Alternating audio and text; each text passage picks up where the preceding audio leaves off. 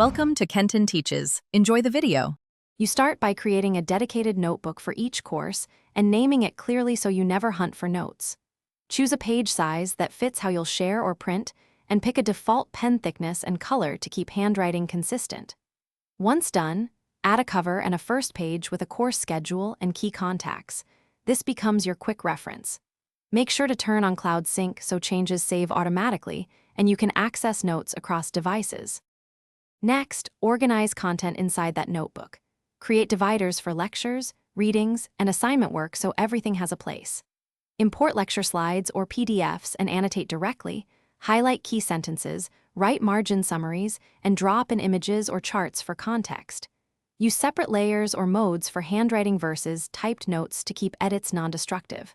Once you adopt this flow, searching and revising becomes much faster, and you'll avoid duplicated effort when prepping for exams. Finish by establishing a weekly review routine. Condense each week's lectures into a single one-page summary and export that PDF as a backup.